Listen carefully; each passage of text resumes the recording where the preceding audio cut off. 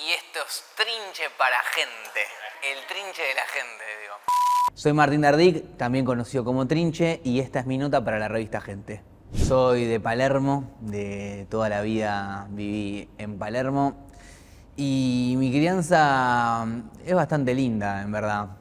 Mis padres, Luis y Mónica, docentes, y mis dos hermanos, Mariano y Matías, que son de parte del primer matrimonio de mi mamá, y que me llevan muchos más años, me llevan 11 y 15 años respectivamente, y medio que era una relación en la que, si bien los considero hermanos como si fuesen hermanos de padre y madre, porque también tienen un vínculo hermoso con mi papá, por más que no sea su padre, al mismo tiempo soy el único hijo del matrimonio de mis papás, entonces es como un lindo equilibrio entre las ventajas de hijo único y la ventaja de tener hermanos. También heredé mucho vocabulario y léxico de mis hermanos más grandes, entonces me pasaba que yo caía al colegio con más información que el resto. Tenía como un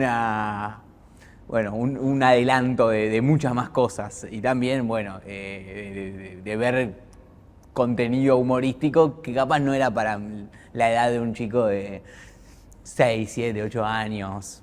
Yo tuve mi primer celular a los 12 años, un celular con tapita, entonces digamos que tuve la crianza pre-smartphone o redes sociales, sobre todo pre-redes sociales, pero me acuerdo que sí, me acuerdo mucho de la época de volver del colegio y que lo único que había era, la televisión y capaz el acceso a la computadora, pero no tanto como eso de internet, sino más un uso de internet para lo lúdico, para los jueguitos, no tanto para interactuar con otras personas. Pero sí, de hecho, algo que capaz no sé si le pasaría a un adolescente hoy por hoy, pero no naturalizaba tanto el uso del teléfono a tal punto de que capaz me metía una pileta con el celular en el bolsillo. Cosa que alguien, no sé si le pasa eso, capaz sí son muy boludo y muy distraído, pero no sé, en ese momento era como el celular, un aparato chiquitito de tapita, tengo como ese recuerdo. Y ocupa un papel, yo creo que no sé si diría tanto religioso, sino más cultural, por las costumbres, las fiestas, la tradición judía es algo es parte de mi vida. Yo digo que capaz no tanto lo religioso porque por el aspecto puntual de creer en Dios o no creer en Dios, que es capaz lo que uno asocia a la religión, pero en términos culturales, sí, mi crianza es judeo-argentina, 100%. Y celebrando las Pascuas judías, el Año Nuevo judío, el Día del Perdón, hacer el Bar Mitzvah, ir a un colegio judío en el secundario, sí, es parte fundamental de mi crianza y de mi educación. No, lejos está. En mi casa mis padres han comido jamón, yo también he comido jamón. Si no como jamón es porque no me gusta, pero no tiene nada que ver con lo religioso. No. Los viernes se usa tecnología en mi casa de igual manera. Por eso digo que no tanto el aspecto así religioso, sino más eso, formativo, cultural, de tradición. Fui en la primaria al colegio Aleteia. Sí, ahí cerca del hospital de niños, ¿no? Ahí ese Gallo y Paraguay, me parece que es ahí las calles, al lado del boliche Cocodrilo, para quienes, para aportar otra referencia. Y en el secundario fui al Martín Buber, al colegio Martín Buber. No, en la primaria un poco más, sí, era más, no sé si extrovertido o por lo menos había formado un grupo de pertenencia en la primaria que me permitía a mí ser más verborrágico, por así decirlo, o no tan inhibido como sí me pasó en el secundario, que me volví mucho más tímido, retraído, tuve que empezar a hacer amistades de cero, que también cuesta, y yo empecé a hacer stand-up a los 15, o sea, en la mitad de mi escuela secundaria, y así todo, por más que haya arrancado a hacer stand-up a los 15, yo en el colegio seguía teniendo un perfil que era mucho más yo me sentaba al fondo, perfil bajo, tratar de pasar lo más desapercibido y que los que sabían que yo era gracioso, por lo menos que tenía un costado cómico, eran mi grupo de amigos, no el salón, no era el gracioso de la clase, ni mucho menos.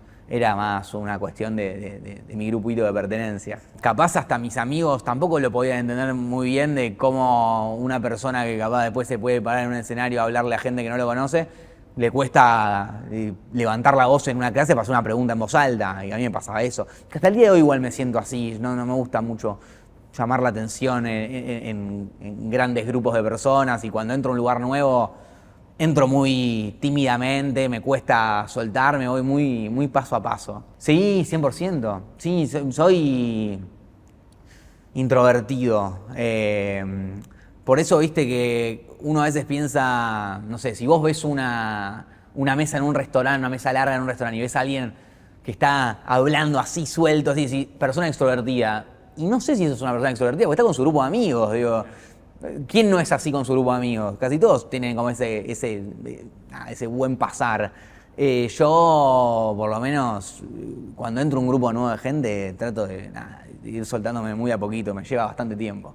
Surgió porque mi relación con los chistes, como con los chistes puntualmente, tiene una larga historia. Yo, como te dije antes, no veía dibujos animados, sino que mis hermanos grababan los programas de Videomatch en VHS. Entonces yo cuando llegaba del colegio, en vez de ver Pokémon o Dragon Ball, que dicho y hecho no vi ninguno, no tengo recuerdo sé por cultura general, no recuerdo ni un capítulo de absolutamente nada de esos dibujitos. Yo miraba lo mejor de Videomatch 10 años, todos los programas grabados, los sketches de las jodas de Pablo y Pachu, de los chistes de Yayo. Entonces así me crié y me gustaba. Después, cuando empecé a tener internet y a poder acceder, veía las jodas de Videomatch, donde del show del chiste y de las jodas de, no sé, después que fueron las de Ave María, y me gustaba acordarme los chistes y contárselos a mis amigos. Me los acordaba y los contaba, y así empecé como a encontrar mucha pasión en eso. Disfrutaba un montón de recordar, porque como buscaba la risa también de mis hermanos más grandes, que como una linda validación, y al mismo tiempo me obligaba a mí a entender lo que yo estaba diciendo, porque yo capaz no entendía el chiste, no entendía dónde radicaba lo gracioso, simplemente era tratar de acordarme un cuento que después terminaba rematándolo con algún que otro insulto, pero no terminaba de entender cuál era lo gracioso. Y eso me encantó de siempre, de muy chiquito. Y cuando empecé a tener redes sociales, me gustaba escribir juegos de palabras y chistes en Twitter, en la época Twitter vieja de Twitter de 140 caracteres, ¿viste? Donde no había nadie en Twitter, estoy hablando del año 2011, 2012. Entonces ahí me pasa otra faceta, que es la de el inventar, porque todo lo otro era simplemente escuchar y repetir, y ahora con Twitter en su momento me pasaba de, bueno, che, se me ocurre un juego de palabras, lo puedo escribir en 140 caracteres y hay gente que le causa gracia, y esto es algo increíble. Y en ese mismo momento, casi que en simultáneo, navegando por Facebook, me encuentro con un video de un ex compañero de la primaria. Estamos hablando que yo en ese momento que veo el video tenía 14 años, yo había terminado la primaria a los 12, no había pasado tanto tiempo, y lo veo haciendo stand-up. Ahí con un micrófono en la mano, haciendo un monólogo de humor, y le escribo, le digo, che, buenísimo esto, ¿cómo lo hiciste? Digo, ¿cómo hiciste esto? Me dice, no, me anoté en un curso, en un taller de stand-up, está buenísimo, mirá, te dejo el enlace, fíjate qué onda para inscribirte. Y me anoté en el taller. Yo había visto yo sabía lo que era el stand-up, lo ubicaba, el género, estamos hablando de año 2012, y lo que más había en cuanto a stand-up eran los monólogos de VH1 en la tele, que estaban Sebastián Wanreich, Peto Homenaje, Nati Carulias, Juan Barraza. Eso era lo que más, y lo pasaban en la tele, que era como un acceso masivo de algo de un género que bastante novedoso, por lo menos para el país. Y ahí me surgió el interés de anotarme, me anoté en el taller de Lucho Mellera, Fermetil y Pablo Mazzola, y me anoté, y de ahí que arranqué el taller no me pude frenar, porque me encantó. tuve la muestra y me volvió loco. Una muestra en ese momento del taller éramos 24 alumnos. 24 alumnos de todas las edades. Yo era el más chico, tenía en ese momento 15 años, pero había capaz una persona de 65, 70 años. Todos con una razón distinta de por qué hacer lo que estaban haciendo, que era un monólogo de humor escrito por cada uno, algunos porque querían romper la timidez en el trabajo, otros porque eran estudiantes de teatro hace 10 años, otros porque eran el gracioso de su grupo de amigos, y yo que tampoco tenía muy definido por qué lo estaba haciendo, pero lo quería hacer, y fue una muestra donde cada uno hacía 7 minutos de monólogo y había un orden, obviamente, ¿no? Eran 24 alumnos. A mí me toca 22. Yo estuve, no sé, 2 horas nervioso, transpirado, y veo el video de la muestra que lo he subido alguna que otra vez a mis redes, y el video de la muestra es... La reacción de un adolescente de 15 años, que para colmo no parecía de 15, y de hecho uno de mis primeros chistes era, parezco un niño de 12, la reacción de alguien que se encuentra con la risa ajena por primera vez, que es como... De verdad parece cuando a un chico le das azúcar, ¿viste? O cuando un chico de 5 años prueba la Coca-Cola. La verdad es la reacción así, porque yo diciendo, como, ¿qué está pasando? La risa es adictiva. Escuchar la risa es adictiva. Y ahí arrancó un momento donde empiezo a complementar las actuaciones en rotativos y en bares con talleres. Entonces me anoto en un taller de actuación para monologuistas. Después me anoto en un taller de escritura y estilo. Después me anoto en un taller de teatro y así voy y empiezo a rotar. Y en paralelo, sí, pasé por un montón. Me invitaban a algún que otro show para hacer 5 o 10 minutos. Iba a bares, sótanos, en Microcentro, no sé, en la zona de bares de Palermo, Villa Crespo. Y a empezar a rotar y después tratar de entrar a...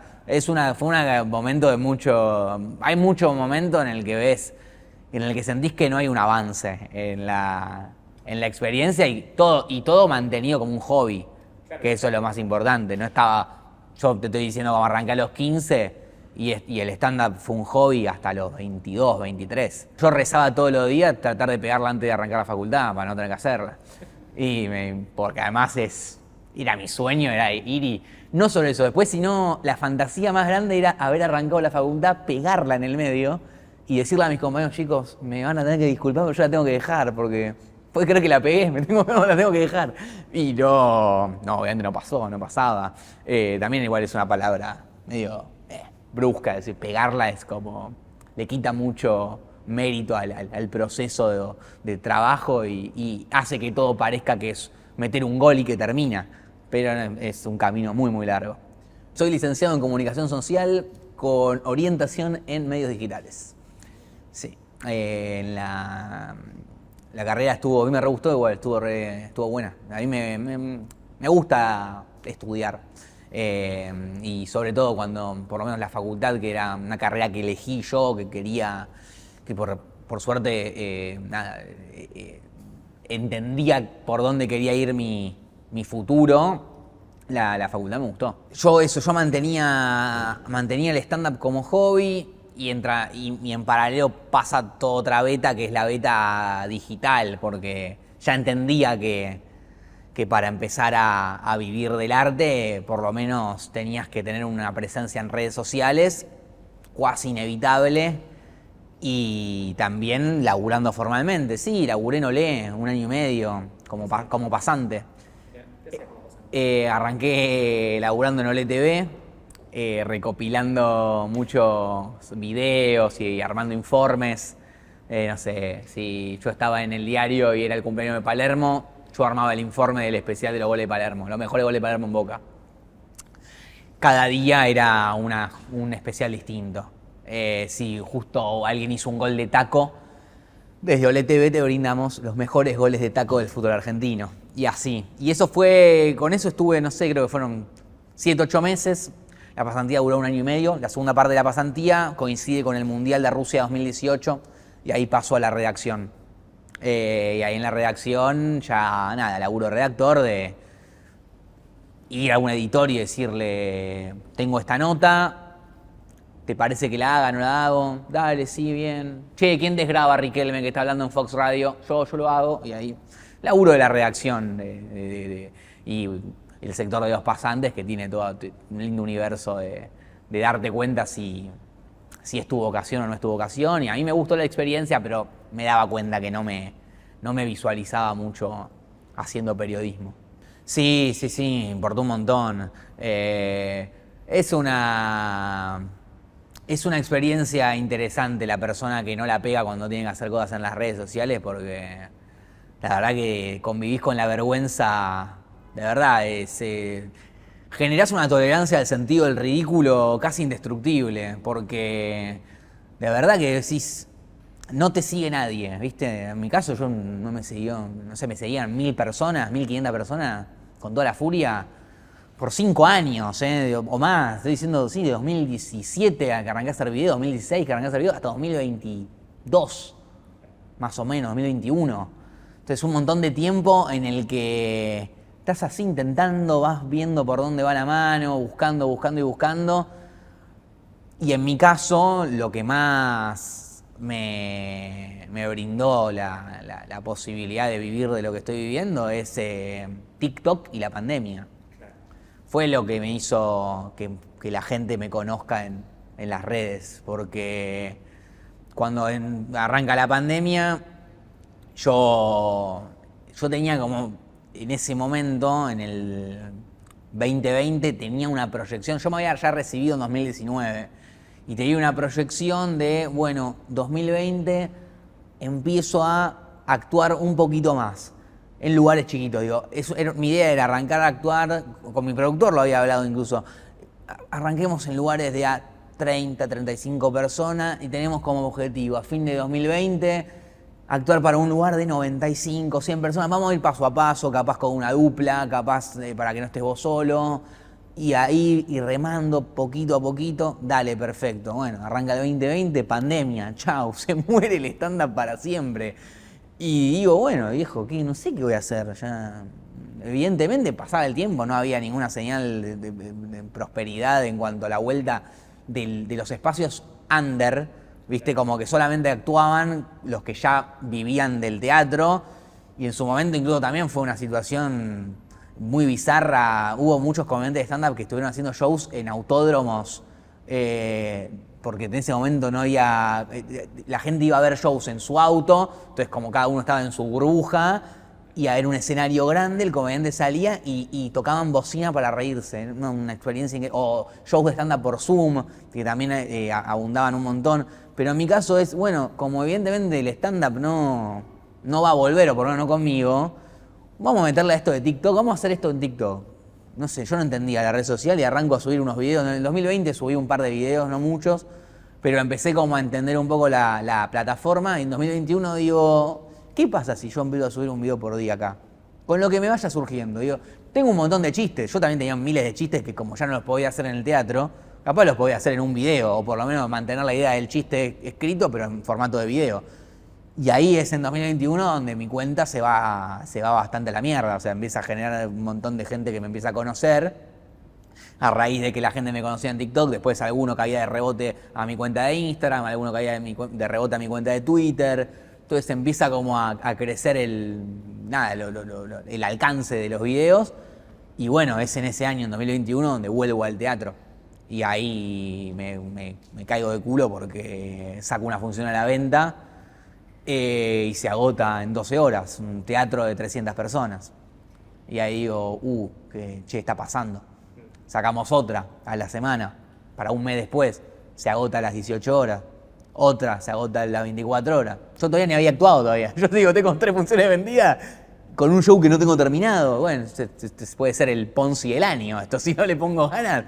Y bueno, y ahí es la vuelta. O sea, es como es medio repentino, porque yo lo siento como que pasó muy rápido, pero en verdad pasaron un montón de años. Estamos hablando del 2021 y yo arranqué con el stand-up en el 2013. Entonces, yo en el momento en que vendo el primer teatro tenía 23, pero habiendo arrancado a los 15 ya me sentía como una persona mucho más grande, no me sentía joven. A los 23, como que sentía que tenía un recorrido que ya me sentía ya hasta un poco rendido ante la idea de que pudiese pasar, entonces también me agarra medio cansado, pero me revitalizó completamente. Y Luzu llega en el 2022. Yo, bueno, coincide con todo ese momento que te comenté antes de la explosión en TikTok y de la vuelta al teatro, que empieza a pasar esto de se agotó una función, se agotó otra, que no sé qué. Y ahí empiezo a debatir si renunciar o no a la oficina. Y bueno, ahí decido renunciar y yo tengo un mes que es de febrero a marzo, ponele hasta mediados de marzo, casi principio de abril, en el que vivo una vida donde no tengo ningún tipo de relación de dependencia hasta que aparece Luzu, porque aparece después de que me inviten a una entrevista en Nadie Dice Nada. Yo no conocía el programa, no tenía ni idea. Estamos hablando de un Luzu que tenía 2 programas, era otra época total. Y voy a una nota, que después muchas veces se habló de que esa nota siempre fue una entrevista de trabajo sin que yo lo sepa. Porque ahí me empiezan a preguntar sobre mi rutina y yo les comento, no, renuncié a la oficina hace poco, pero soy una persona bastante estructurada, me gusta el orden, me gusta tener algo que hacer todos los días. Y claro, yo no sabía que del otro lado estaba Dieguito Leuco con los ojos como de huevo frito diciendo, es este el pibe, es este el pibe. Y bueno, voy a una nota. Esta es una situación que pasa tal cual.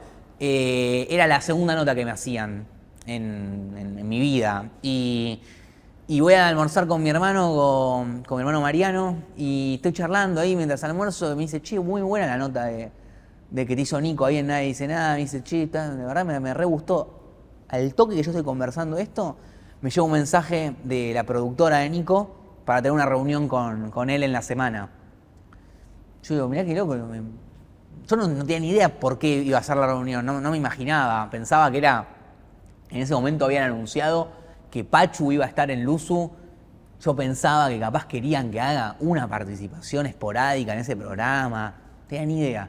Bueno, tengo la reunión con Nico y me cuenta del proyecto antes que nadie. Me dice, ya están los 3 integrantes cerrados. Va a ser el programa con Diego Leuco, Mica Vázquez, Candemo el Fese. Y pensé en vos como el 4º integrante. Bueno, se me llenó el orto de preguntas, no tenía ni idea, ¿no?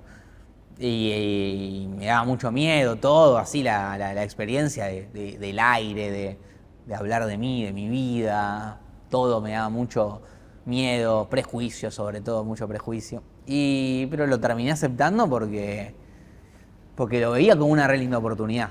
Y bueno, la verdad que ya estamos en la 4ª temporada del programa, así que sí, le agarré el gustito, la verdad que sí. ¿Prejuicio en qué sentido? Mi prejuicio era porque la referencia que yo tenía de streaming era Nadie Dice Nada, y yo no conocía el programa. Cuando empiezo a ver a dónde voy, empiezo a ver el programa. Y obviamente agarro clips que capaz sacados de contexto, ¿no? Pero bueno, 4 personas hablando de su vida, ¿no? Muchas anécdotas, muchos capaz temas que a mí me daban un poco de pudor de hablar, ¿viste? Y yo diciendo, boludo, yo hasta el momento que subo un TikTok pienso si vale la pena lo que estoy diciendo y es algo que dura 1 minuto. Soy mi principal hater, o sea, me juzgo todo el tiempo. Entonces diciendo, ¿qué tengo para hablar yo? ¿Qué tengo para ofrecer? ¿Viste? Yo decía como que... Porque a mí lo que me gusta del stand-up y de la comedia es que por lo menos 1 horita y cuarto o 2 horas, dependiendo de la cantidad de funciones por semana, tengo el micrófono y hablo y digo lo que quiero y es como una especie de burbuja, ¿viste? Y después termina listo y soy uno más y me voy a mi casa, veo algo en la tele y me voy a dormir. Es como... Pero esa es 1 hora y cuarto en la que uno se siente poderoso, ¿viste? Uno te sentís otra persona. Pero es 1 horita y cuarto que para mí ya es suficiente. Y pensaba en el streaming y digo, 2 horas al aire todos los días, teniendo algo para decir, me voy a volver loco, digo. ¿Y con quién hablo cuando salgo? ¿Cómo voy a hacer? Y bueno, dicho y hecho, mis primeras participaciones en el programa a las de hoy soy otra persona. Tiene sentido ser otra persona igual, porque pasaron 4 años, entonces uno va cambiando un montón.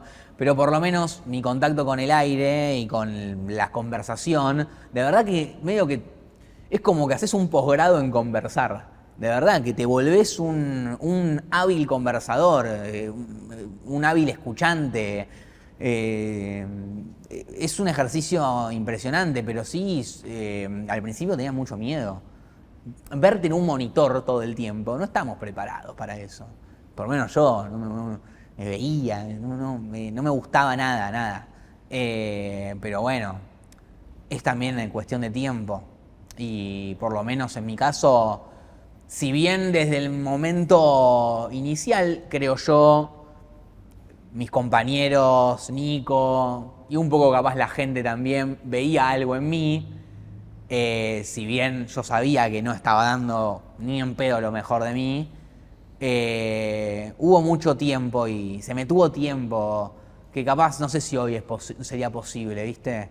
Capaz en ese entonces la industria del streaming era otra y nos podíamos permitir unos meses hasta buscarle el tono al programa, hasta entender mi tono al aire, cómo soy, qué hacer, cuáles son mis virtudes, mis defectos, en qué aspectos me desenvuelvo mejor, en qué aspectos me desenvuelvo peor. Y yo sentí mucho acompañamiento en eso, en todo el grupo. Nos fuimos conociendo al aire. Linda experiencia. Pero sí, increíble. Ver los programas viejos a los programas actuales es... Bueno, obviamente estuvo el cambio de Yoshi Kand en el medio, ¿no? Es como un equipo que vuelve a empezar y como un volver a conocerse. Pero de verdad yo a veces veo... Hace poco recordamos en un programa un clip viejo del 2022 y ves la conversación de mi manera de hablar con Mika a la manera de hablar con Mika hoy. No, ese de verdad, dos extraños que están... Es una charla de ascensor con un vecino al que no ves mucho a una hermana. A ese nivel de conversación. Fue un lindo acompañamiento. Por lo menos tengo el recuerdo de que, por lo menos mucho mensaje, capaz por WhatsApp de, che, esto que hiciste está muy bueno, seguí por ahí, che, me cagué de risa con esto, viste, mucha banca también en un programa que recién está arrancando o nombres que empiezan a surgir y darle mucha manija capaz en redes. Que parece una boludez un repostear un clip, ¿no? Pero la verdad que te da mucha validez. No, hay acompañamiento ahí. Yo creo que en ese aspecto fue clave. También mucho más el acompañamiento entre todos los compañeros, ¿no? Entre todo el equipo, de hablar y de decirnos cosas lindas de lo que hizo cada uno. Che, esto que hiciste acá estuvo buenísimo. Los productores también diciendo, no, tenemos que hacer algo. Trin, lo que hiciste acá, hay que hacerlo, pero de verdad, ¿viste? Mucha banca. El grupo es buenísimo. El grupo es, de verdad, creo que es hoy por hoy no hay mucha diferencia entre el aire y el fuera de aire. Yo creo que la complicidad y la química que se ve en el aire es la misma fuera de las cámaras. El grupo está muy sólido y lo disfrutamos mucho. No, ni en pedo. No, el pasante de Olé, hablando con los jugadores de la selección, en un contexto totalmente distinto. No, imagínate. Sí, esas cosas... no sé muy bien cómo lidiar con eso. A veces trato de naturalizarlo, pero para no hacerme eco, ¿viste? Para no agigantarme mucho y marearme. Pero son una locura. La verdad que son una locura. Te habla mucho también del alcance de las redes, el alcance del streaming. Porque claro, vos estás diciendo, a ver, no dejan de ser los jugadores de la selección, dejan de ser pibes de 30 años, algunos más, menos, que todos tienen un celular, todos ven contenido, todos les gusta cagarse de risa. Pero obviamente para mí, que yo soy un fanático del fútbol y que tenía colecciones de todos los jugadores y de las revistas Tiki Tiki en su momento y de más cosas, que un futbolista te diga, loco, me cago de risa con vos, te reduce a un niño. te vuelve y te reconecta, me reconecta con mi infancia.